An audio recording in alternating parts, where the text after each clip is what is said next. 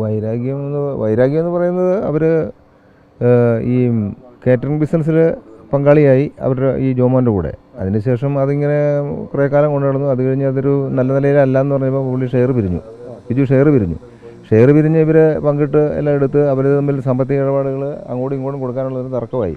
തർക്കത്തിന് അവർ പോലീസിൽ കേസ് കൊടുക്കുകയും അവിടെ കോംപ്രമൈസ് ആയെന്നും ആയില്ല എന്നൊക്കെയാണ് പൊതുവെ റിപ്പോർട്ട് വന്നത്. അവസാനം പിന്നെ അതൊരു ഇവരെ എന്നും അങ്ങോട്ടും ഇങ്ങോട്ടും ഒരു സുഖമല്ലാത്ത രീതിയിലുള്ള സംഭാഷണങ്ങളും കാര്യങ്ങളൊക്കെ ആയി. ഭീഷണി എന്ന് പറഞ്ഞാൽ അവൻ്റെ ഭാര്യയെ വിളിച്ച് അവൻ ഒരു പ്രാവശ്യം പറഞ്ഞിരുന്നു എന്നാണ്. ഒരു ഭാര്യ ഇത് ഈ സംഭവത്തിൻ്റെ ആൾ കാണാതെ പോയതിന് ശേഷം അവർ പറഞ്ഞുള്ള അറിവാണ് എനിക്കുള്ളത്. 4-4:30 പുള്ളിക്ക് കയറ്റി പോണ ശീലമുള്ളതാണ്. ശീലമുള്ളതെന്ന് പറഞ്ഞാൽ പുള്ളിക്ക് അദ്ദേഹത്തിന് നേരത്തെ JCB ഡിപ്പറും എല്ലാം ഉണ്ടായിരുന്നു. അതുപോലെ അത് കഴിഞ്ഞ് പിന്നെ ആംബുലൻസ് സർവീസ്, ഇങ്ങനെ ഇപ്പോഴും ആംബുലൻസ് സർവീസ് ഉണ്ടായിരുന്നു. അങ്ങനെയുള്ള പരിപാടികളെല്ലാം ഉള്ളതുകൊണ്ട് രാവിലെ തന്നെ പുള്ളി വ്യാപാരത്തിന് പുള്ളിയുടെ തൊഴിലുമായിട്ട് ബന്ധപ്പെട്ട് ഇങ്ങനെ രാവിലെ തന്നെ പോകും പുള്ളി.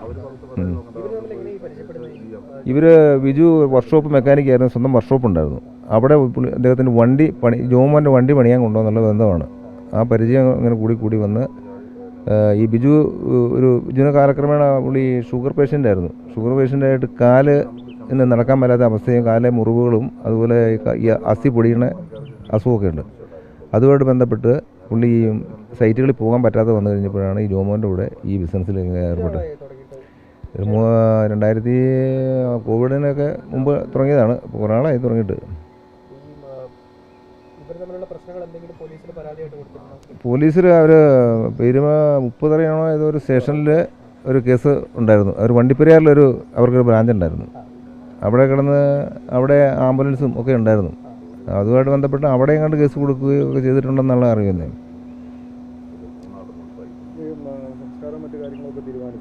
സംസ്കാരം നാളെ ഉച്ച കഴിഞ്ഞ് 2 മണിക്ക്.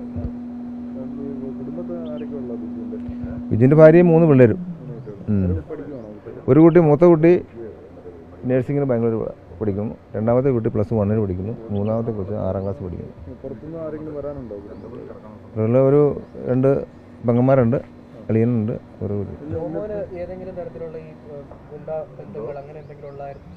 അതേപ്പറ്റി ഒന്നും നമുക്കറിയത്തില്ല. എനിക്കറിയില്ല അങ്ങനെയുള്ള കാര്യങ്ങളൊന്നും. ഇതിന് ശേഷം ഉണ്ടായിട്ടുള്ള കാര്യങ്ങൾ മാത്രമേ ഉള്ളൂ നമുക്കറിയത്തുള്ളൂ. ജോമോനാണ് എൻ്റെ പേര്. ജോമോനുമായിട്ട് ഇങ്ങനെ അഭിപ്രായ വ്യത്യാസം ഉണ്ടായത് നമ്മൾ പരാതി കൊടുത്തപ്പോൾ പോലീസ് സ്റ്റേഷനിൽ പറഞ്ഞിരുന്നു. പോലീസ് സ്റ്റേഷനിൽ അവരുടെ നമ്പറും കൊടുത്തിരുന്നു. അപ്പോൾ അവരന്നേരം വിളിച്ചു കഴിഞ്ഞപ്പം അവരുടെ നമ്പറൊക്കെ ഓഫാണ്.